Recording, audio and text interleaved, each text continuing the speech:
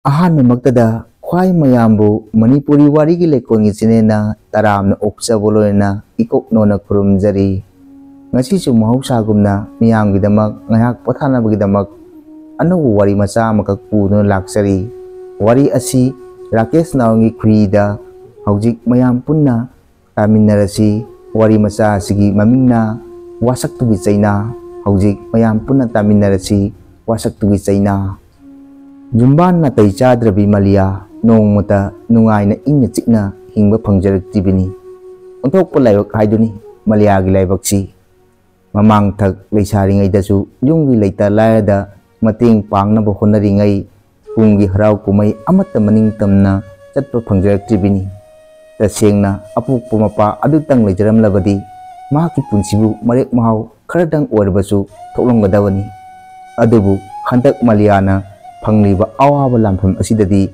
ꯀꯩꯔꯣꯏ ꯂꯩꯀꯥꯏꯒꯤ ꯃꯆꯦ ꯃꯗꯣꯜꯁꯤꯡꯅ ꯍꯦꯛ ꯉꯥꯡꯅꯕꯤ ꯂꯨꯈ꯭ꯔꯥꯕꯤ ꯃꯆꯥꯅꯕꯨ ꯃꯌꯨꯝ ꯄꯥꯜꯂꯒ ꯀꯌꯥꯝꯅꯕꯨ ꯅꯥꯇꯩ ꯆꯥꯔꯝꯒꯗꯒꯦ?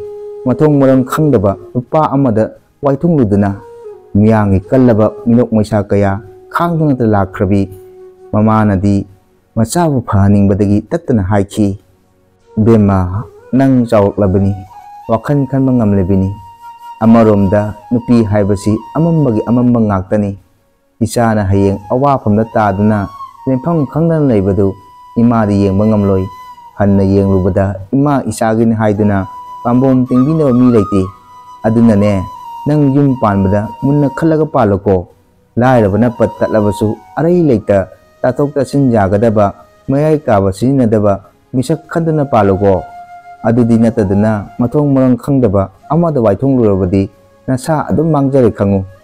ꯃꯃꯥꯒꯤ ꯑꯁꯤꯒꯨꯝꯕ ꯋꯥꯍꯩꯁꯤꯡꯁꯤ ꯇꯥꯁꯤꯟ ꯎꯁꯤꯟꯅꯗꯅ ꯊꯥꯡꯖꯤꯟꯈꯤꯕ ꯃꯥꯂꯤꯌꯥꯒꯤ ꯈꯣꯡꯊꯥꯡ ꯅꯠꯇꯦ꯫ ꯄꯥꯈꯪ ꯑꯣꯏꯔꯤꯉꯩꯗꯗꯤ ꯆꯥꯎꯊꯣꯏꯗꯨ ꯃꯕꯨꯛ ꯃꯄꯥꯎ ꯑꯣꯟꯊꯣꯛꯅ ꯐꯈ꯭ꯔꯕ, ꯃꯌꯥꯏ ꯀꯥꯕꯁꯨ ꯀꯔꯤꯃꯇ ꯁꯤꯖꯤꯟꯅꯗꯦ, ꯉꯥꯎꯁꯤꯟꯅꯗꯦ꯫ ꯂꯩꯀꯥꯏꯗꯨꯗ ꯆꯥꯎꯊꯣꯏꯒꯤ ꯃꯇꯧ ꯇꯝꯖꯧꯅꯦ ꯍꯥꯏꯅ ꯋꯥꯔꯤꯅꯕꯒꯤ ꯋꯥꯔꯤ ꯀꯌꯥꯁꯨ ꯃꯥꯂꯤꯌꯥꯅ ꯇꯥꯈꯤꯕꯅꯤ꯫ ꯃꯗꯨꯃꯛꯅꯁꯨ ꯃꯍꯥꯛꯅ ꯆꯥꯎꯊꯣꯏꯗ ꯃꯌꯨꯝ ꯄꯥꯜꯂꯛꯄꯒꯤ ꯑꯆꯧꯕ ꯃꯔꯝꯅꯤ꯫ ꯑꯗꯨꯕꯨ ꯃꯥꯂꯤꯌꯥꯒꯤ ꯂꯥꯏꯕꯛꯇ ꯅꯨꯡꯉꯥꯏꯕꯒꯤ ꯁꯔꯨꯛ ꯇꯝꯂꯝꯗꯕꯅ ꯑꯣꯏꯔ ꯃꯥꯜꯂꯦ꯫ ꯌꯨꯝ ꯍꯦꯛ ꯄꯥꯟꯈꯤꯕꯗꯒꯤ ꯃꯄꯨꯔꯣꯏꯕ ꯆꯥꯎꯊꯣꯏꯒꯤ ꯂꯝꯆꯠꯇ ꯑꯍꯣꯡꯕ ꯀꯌꯥ ꯂꯥꯛꯈꯤꯕꯁꯤ ꯃꯔꯟꯗꯤ ꯑꯅꯥ ꯄꯛꯇꯕ ꯆꯥꯎꯊꯣꯏꯅꯤ꯫ ꯃꯌꯨꯝ ꯍꯦꯛ ꯄꯥꯟꯈꯤꯕꯗꯒꯤ ꯇꯤꯟꯅꯔꯛꯂꯤꯕ ꯁꯪꯒꯗꯤ ꯑꯉꯛꯄꯒꯤ ꯃꯁꯛꯅꯤ꯫ ꯅꯣꯡꯃꯒꯤ ꯃꯌꯥꯏ ꯀꯥꯕ ꯁꯤꯖꯤꯟꯅꯗꯨꯅ ꯂꯝꯖꯥꯎꯗ ꯊꯣꯛꯇꯨꯅ ꯂꯥꯎ ꯈꯣꯡꯕꯅ ꯃꯍꯥꯛꯀꯤ ꯍꯩꯅꯕꯤ ꯑꯣꯏꯔꯛꯂꯕꯅꯤ꯫ ꯃꯄꯨꯔꯣꯏꯕꯒꯤ ꯃꯇꯧꯗꯨꯗ ꯃꯥꯂꯤꯌꯥ ꯑꯍꯥꯟꯕꯗꯗꯤ ꯄꯦꯟꯊꯣꯛꯅ ꯂꯩꯕ ꯉꯝꯂꯝꯃꯤ꯫ ꯃꯥꯂꯤꯌꯥꯅ ꯈꯟꯈꯤ, ꯏꯄꯨꯔꯣꯏꯕꯅ ꯍꯟꯇꯛ ꯃꯌꯥꯏ ꯀꯥꯕ ꯁꯤꯖꯤꯟꯅꯔꯛꯂꯤꯕꯁꯤ ꯏꯅꯦꯝ ꯏꯀꯨꯅ ꯆꯍꯤ ꯂꯥꯟꯗꯅ ꯃꯄꯨꯒꯤ ꯈꯨꯌꯥꯗ ꯊꯪꯅ ꯊꯪꯅꯅ ꯆꯪꯈꯤꯕꯁꯤꯗ ꯇꯥꯏꯅꯐꯝ ꯂꯩꯇꯗꯨꯅ ꯇꯥꯏꯅꯈꯤꯕꯅꯤ꯫ ꯃꯇꯝ ꯈꯔ ꯂꯩꯔꯒ ꯑꯗꯨꯝ ꯊꯥꯗꯣꯛꯆꯈꯤꯅꯤꯗ꯫ ꯃꯄꯨꯔꯣꯏꯕꯅ ꯊꯥꯗꯣꯛꯄꯒꯤ ꯃꯍꯨꯠ ꯅꯣꯡꯃ ꯅꯣꯡꯃꯒꯤ ꯍꯦꯟꯖꯤꯜꯂꯛꯄ ꯑꯁꯤꯗꯗꯤ ꯑꯃꯨꯛꯁꯨ ꯈꯜꯂꯛꯏ, ꯑꯩꯅ ꯌꯨꯝꯁꯤꯗ ꯂꯥꯛꯄꯗꯒꯤ ꯏꯃꯨꯡꯁꯤꯅ ꯑꯁꯤ ꯌꯧꯅ ꯂꯩꯈꯥ ꯇꯥꯈꯤꯕ꯭ꯔꯥ? ꯑꯗꯨꯕꯨ ꯃꯍꯥꯛ ꯋꯥꯈꯜ ꯂꯩꯔꯕꯅꯤ꯫ ꯋꯥꯔꯦ ꯍꯥꯏꯗꯨꯅꯕꯨ ꯃꯌꯥꯏ ꯀꯥꯕꯗ ꯂꯥꯏꯅꯤꯡ ꯑꯣꯏꯕꯁꯤꯗꯤ ꯑꯐꯕ ꯑꯣꯏꯒꯅꯤ ꯊꯥꯖꯗꯦ꯫ ꯑꯩꯅ ꯍꯥꯏꯕꯁꯨ ꯇꯥꯕꯤꯗꯦ, ꯀꯔꯤꯅꯣ ꯑꯩꯅ ꯇꯧꯒꯗꯕꯁꯤꯕꯣ? ꯐꯅ ꯀꯨꯏꯔꯛꯂꯦ ꯃꯥꯂꯤꯌꯥꯒꯤ ꯃꯄꯨꯔꯣꯏꯕ ꯆꯥꯎꯊꯣꯏꯅ ꯌꯨꯝꯒꯤ ꯑꯀꯨꯞ ꯑꯇꯥ ꯌꯦꯡꯁꯤꯟꯗꯅ ꯃꯥꯅ ꯊꯣꯛꯄ ꯑꯃ ꯂꯩꯔꯛꯂꯤꯕꯁꯤ꯫ ꯁꯦꯟꯖꯥꯎ ꯄꯥꯏꯕ ꯊꯤꯀꯥꯗꯥꯔ ꯑꯣꯐꯤꯁꯥꯔ ꯍꯥꯏꯁ꯭ꯀꯨꯜꯒꯤ ꯑꯣꯖꯥꯗꯒꯤꯅ ꯀꯣꯂꯦꯖꯀꯤ ꯑꯣꯖꯥ ꯐꯥꯎꯕꯒꯤ ꯊꯥꯛꯇ ꯂꯩꯕ ꯃꯤꯑꯣꯏꯁꯤꯡꯒꯇꯅꯤ ꯃꯍꯥꯛꯅ ꯇꯤꯟꯅꯔꯤꯕꯁꯤ꯫ ꯋꯥꯉꯥꯡ ꯍꯩꯕ, ꯃꯇꯝ ꯆꯨꯞꯄꯗ ꯅꯣꯛꯃꯤ ꯅꯣꯡꯃꯤ ꯇꯧꯗꯨꯅꯇ ꯂꯩꯕ ꯆꯥꯎꯊꯣꯏ ꯃꯃꯥꯟꯅꯕꯁꯤꯡꯒ ꯇꯤꯟꯅꯕꯗ ꯆꯣꯞꯇꯅꯕ ꯀꯗꯥꯏꯗꯒꯤꯅꯣ ꯈꯪꯗꯦ ꯃꯈꯨꯠꯇ ꯁꯦꯟ ꯋꯥꯠꯇꯦ꯫ ꯃꯥꯂꯤꯌꯥꯒꯤ ꯎꯄꯨꯗ ꯌꯥꯎꯔꯝꯕ ꯐꯅꯦꯛꯇꯒꯤꯅ ꯈꯨꯗꯩ ꯃꯇꯦꯛ ꯐꯥꯎꯕ ꯉꯁꯤꯗꯤ ꯎꯕ ꯐꯪꯗ꯭ꯔꯦ꯫ ꯃꯁꯤ ꯌꯧꯅ ꯐꯠꯇ꯭ꯔꯕ ꯃꯄꯨꯔꯣꯏꯕꯒꯤ ꯃꯈꯥꯗ ꯃꯥꯂꯤꯌꯥꯁꯨ ꯍꯤꯡꯂꯛꯈꯤꯕꯅꯤ꯫ ꯃꯌꯨꯝꯗ ꯃꯇꯨ ꯃꯆꯥꯅ ꯀꯔꯤ ꯆꯥꯔꯤ ꯀꯔꯤ ꯊꯛꯂꯤ ꯍꯥꯏꯅ ꯌꯦꯡꯁꯤꯟꯕꯒꯤ ꯑꯣꯟꯅ ꯇꯩꯅꯕꯗ ꯑꯁꯨꯝ ꯇꯣꯏꯁꯤꯜꯂꯛꯄꯁꯤꯗꯗꯤ ꯃꯥꯂꯤꯌꯥꯁꯨ ꯌꯨꯝ ꯊꯥꯗꯣꯛꯇꯨꯅ ꯆꯠꯂꯒꯦ ꯍꯥꯏꯕ ꯋꯥꯈꯜ ꯐꯥꯎ ꯈꯜꯂꯛꯇꯕ ꯅꯠꯇꯦ꯫ ꯑꯗꯨꯕꯨ ꯃꯍꯥꯛꯅ ꯄꯤꯛꯂꯤꯕ ꯃꯆꯥ ꯑꯗꯨꯒꯤꯗꯃꯛ ꯈꯜꯂꯨꯔꯒ ꯋꯥꯈꯜ ꯍꯦꯛ ꯍꯦꯛ ꯐꯥꯗꯖꯩ꯫ ꯃꯥꯂꯤꯌꯥꯅ ꯑꯁꯨꯝꯅ ꯈꯜꯂꯕꯁꯨ ꯆꯥꯎꯊꯣꯏꯅꯗꯤ ꯅꯣꯡꯃꯇ ꯌꯨꯝ ꯀꯥꯏꯅꯒꯅꯤ ꯍꯥꯏꯕ ꯋꯥꯈꯜꯁꯤꯗꯤ ꯈꯟꯖꯤꯜꯂꯨꯕ ꯂꯩꯇꯦ꯫ ꯁꯥꯎꯕ ꯍꯩꯇꯕꯤ ꯃꯄꯨꯔꯣꯏꯕ ꯅꯤꯡꯕꯤ ꯃꯥꯂꯤꯌꯥꯅꯤ꯫ ꯑꯗꯨꯕꯨ ꯃꯄꯨꯔꯣꯏꯕ ꯆꯥꯎꯊꯣꯏꯅꯗꯤ ꯃꯥꯂꯤꯌꯥꯕꯨ ꯅꯨꯡꯁꯤꯖꯔꯕꯁꯨ ꯃꯥꯂꯤꯌꯥꯅ ꯄꯦꯟꯅꯅꯕ ꯅꯣꯡꯃꯇ ꯊꯦꯝꯖꯤꯟꯕꯤꯗꯦ꯫ ꯑꯁꯨꯛ ꯀꯨꯏꯅ ꯃꯄꯨꯔꯣꯏꯕꯅ ꯉꯥꯎꯁꯤꯟꯅꯔꯛꯄꯁꯤꯗ ꯌꯨꯝ ꯀꯥꯏꯅꯕ ꯌꯥꯕ ꯑꯀꯟꯕ ꯋꯥꯍꯩꯗꯤ ꯅꯣꯡꯃꯇ ꯃꯥꯂꯤꯌꯥꯅ ꯐꯣꯡꯗꯣꯛꯂꯨꯕ ꯂꯩꯇꯦ꯫ ꯃꯁꯤꯃꯛꯅ ꯑꯣꯏꯔꯝꯕꯁꯨ ꯌꯥꯏ ꯆꯥꯎꯊꯣꯏꯅ ꯐꯠꯇꯕ ꯍꯩꯅꯕꯤꯗ ꯃꯥꯏ ꯑꯁꯨꯝ ꯑꯣꯟꯁꯤꯜꯂꯛꯄꯒꯤ ꯑꯆꯧꯕ ꯃꯔꯝꯁꯤ꯫ ꯍꯟꯗꯛꯇꯤ ꯃꯥꯂꯤꯌꯥꯒꯤ ꯊꯃꯣꯏ ꯏꯪꯊꯅ ꯂꯩꯕ ꯉꯝꯂꯛꯇ꯭ꯔꯦ꯫ ꯃꯊꯟꯇ ꯃꯑꯣꯟ ꯆꯨꯈꯠꯂꯛꯏ꯫ ꯃꯇꯨ ꯃꯆꯥ ꯅꯨꯡꯁꯤꯕ ꯐꯥꯎꯗꯕ ꯅꯨꯄꯥꯁꯤꯕꯨ ꯀꯔꯝꯕ ꯅꯨꯄꯥꯅꯣ? Malengi mapa khudimmaksu asumna taromgadra asumna taromdaba mapani kanana kari simjinbikrabano ipuroibaga nongmata harau harauna laiminaba phangdrabi ipuroibagi thaujan phangdrabi ai sibu kayam koina lekhigani ai chachigani mafamsida ai koina leiba ngamgani thajade asumna khanbatani adubu nongmata chimban wangma lankhidri pendaba mayam maduna ongkholaktuna mai thokna charaklaba mikup amada hadaba ngamawduna chimban wangma lankhigani haibasi masaju khangjai adubu Malia yung kainaduna tongan hingbagi punsidu pamkhide Malia gi thamoibu mamagi pautaksina hek phajinuna lakhibani angang yaudingai matamdadi yum thadokuna chatlage haiba wakhan laklabasu mamlambasu yai adubu Malia phana phatabu wakhal khalaklabasu masagi achetpa nungsi mari amana masa pumba phajin punjinki olang thagi omchaknaraba maisarakta pikliba machada manamda poraduna ingnabagi lanphamda angamba pangan thongna putoktuna chara amagidamak lanthengnaroga Malia mayumda halai nungchup chingyada korowna leithagadabagi laknari chintha pangluba kunja punamakchu mayum makai pangnarle amam angan sinabagi tanjagado Malia gi mafamdadi mathau yamna chinjai khagi ikol puki ajaubadagi ruhu tek adu ising lakhaladuna makokta tongkatli makutjet oidana ising thana yauba batil amasu yali manamda machadusu adumak poi asumna nungti numit kudingi tawasi ubada kungi kunjasingna ngangnabasu konggaini nongmasu ikol ising langkhatlingaida ikol mapangi mani ibinigi cha yomfamda cha thakna ahal ani ahumna ngangna hubodu Malia su tai ngai khone ibotombi nangi wari do lekhone aidi layo khraba moirang thengji ibai babu tongi mamong nupi Malia haibidu onthokna nungsijakrebo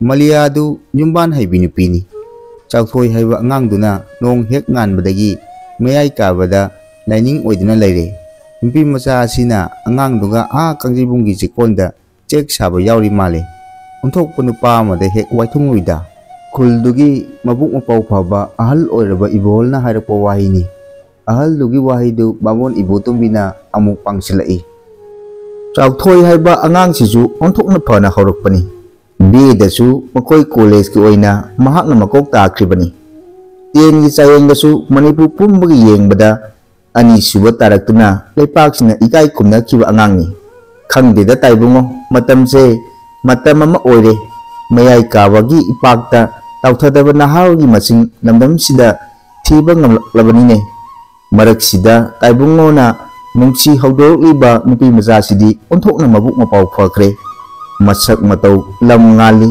masaju ngangi magumbi maudi kurusida leramgani thajadebo ibo tombigi wahaidu loiram loifatringaida inautona amuk oksilai taibungoga aiga ibo tombigana su takpiri chawthoina phatabada hainakribasi aina sum tajabada magi nupi Malia si khara phata maleda chawthoina luhonglo matung tha manga toruk suruk padanindana magi mama mapa animak ikan kanadana layokhibadu mani makubu luna tongda binupi ora maleda inaw tongi wafamdu yaningdabu phongtokladuna ibolna amuk hairai nate inaw ton migi macha ningolda fatana uruba ya poteko ibai babu tondu masagi laina ama adum lairibaduni leikaina hainakhibadudi ibai babu tondi mamau uba phangdana sikhradawni madumokti thoki dedana adubu iche chawidubudi karisu ariba anaba lekhide adubu iche dusu ahal matam oiduna adum chachakhibani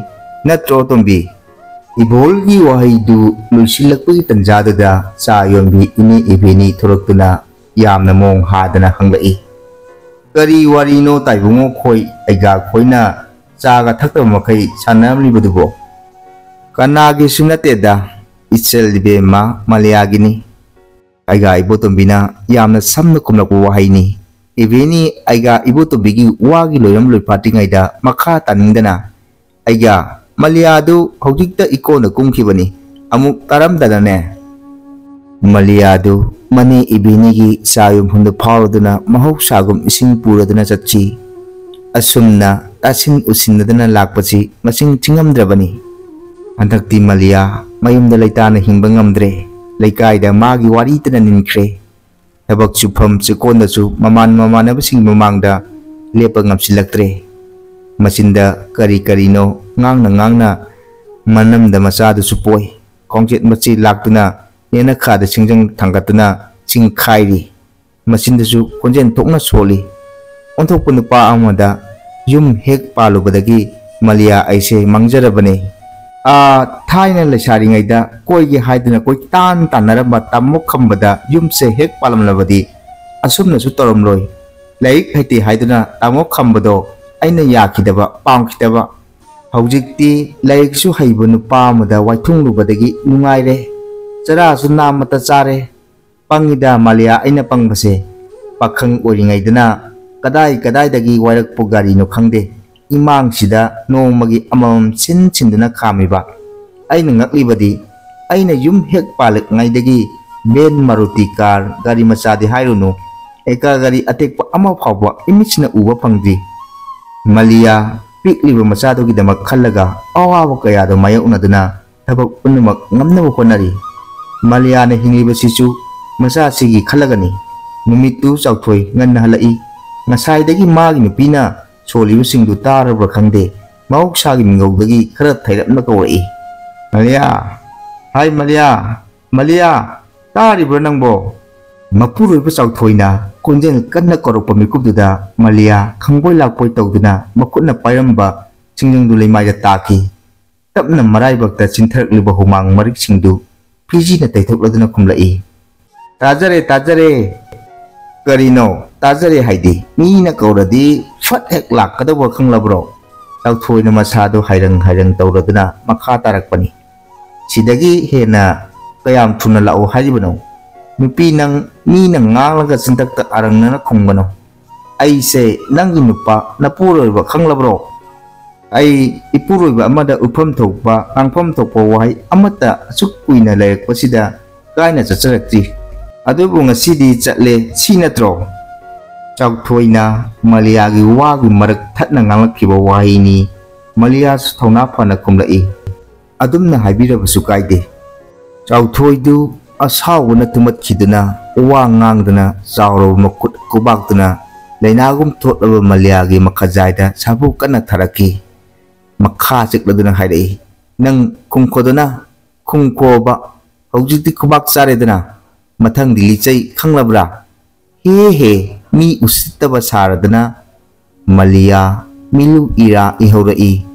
Matam kayagi mamangdagi chintharakidaba pirangduna hena thongna hapapugum tawi. Aibu nupini ngami haiduna phubiriba natra.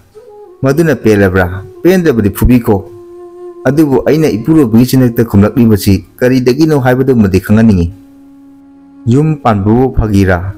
Yumbanda nupa nupi anina lawgadaba thawdangdu chap manana lawminasi haibagi warini. Karigino ithanda inthokhtuna thambiriba. Itomtana yumgi pulum punamak puduna laibadi ai ngamloi. Piyomsida karamba nupi oibisingna kuina laiba ngamgadoribano. Maliagi thamoi sokpa wahisingdu chawthoi magi manada haptabagum tawi. Maliagi wakhalgi yamna ona tainabada karimata khanda hawduna chawthoina hairai. O nang yamna ware hiningdre mafamsida lainingdre asi natro.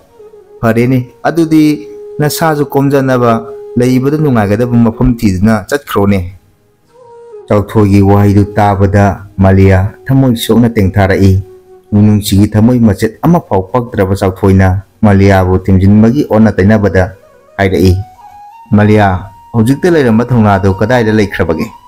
Nangna adumna kapsinraga aina nangbu khamlakkani hainadi khalugano. Khambagi wahan tawsu leite. Nangna lainingdraba mafamsida aina nangbu phajinna thamba haibase ai pamde. Aduna nang hojikmak chakhigadabni. Nangtana nupiro.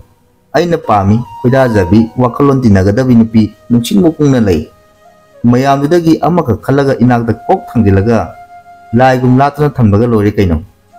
Wasak tu kanmandra. Isa singidamaktadi karimada khanbiroidra. Isa gidamaktadi nangna wabiyu haide. Ai isa budi mi oinanaba semogwani. Mak amakak sembadi kana amatagi mateng loroi.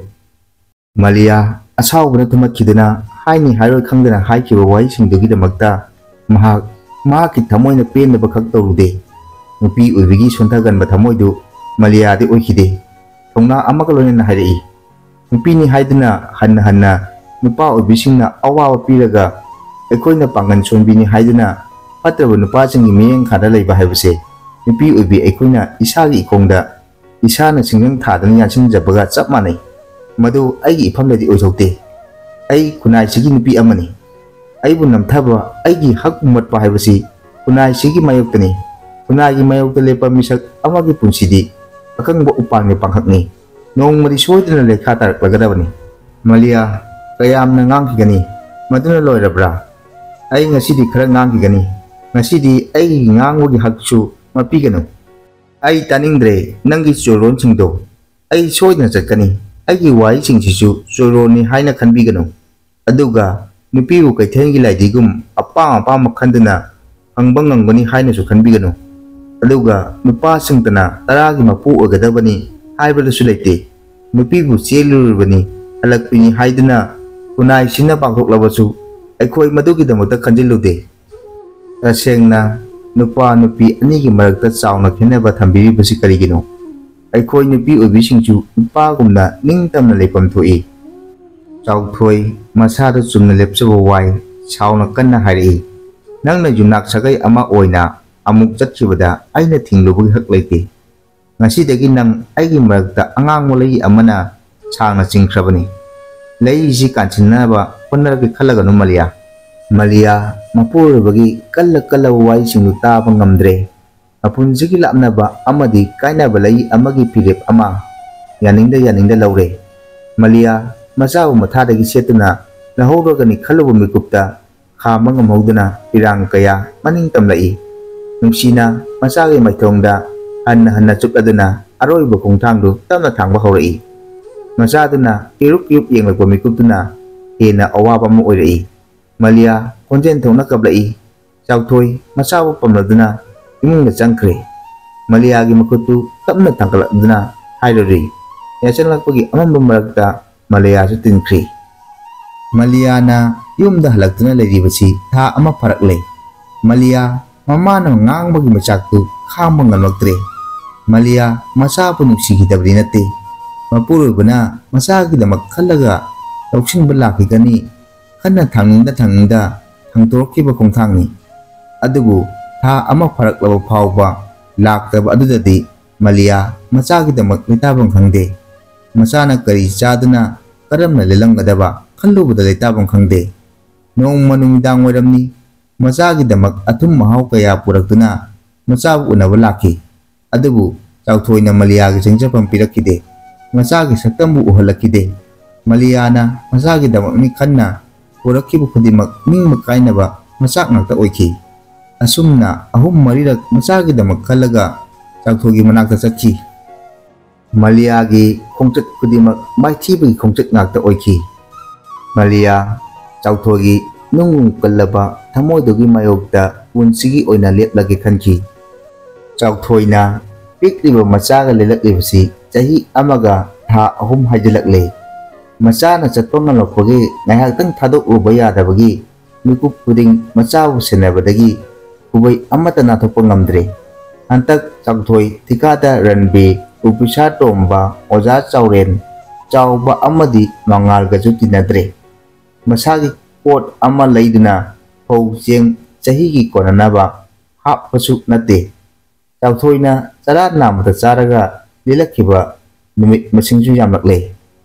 chauthoina chara helabasu pikliba macha adubudi chara helanba yadabadina sangom yombi matai mathoibidagi khara sot tingdai matai malanglendagi khara sot tawduna ija pithak tawduna lilakpani adubu ngasidi chauthoi ubuda karimta sotke yadre angang dugi khallaga khara sotpa pirambadu piraktrabadudadi chauthoigi punsida khwaidagi awba tangkak ama haibadu oire nupa thokna sinpham ama pairugadabadushu angang duna maram oiraga hek ngamlude angang duta tawbinaba misak amatang leiramlabadiko haina sonjaba natana chauthogi thamoi makalama ngamjade chauthoi handakti sel thokpa yaba thabak ama tawrage haina chakyungna khali madusu mathandagi phirepni kari karamba thabakno haibadumdi mathanta udakta lepsaba ngamde खनबा याबा खलबा तुंगदा gen बुइरे लोरगे हाइना लेपले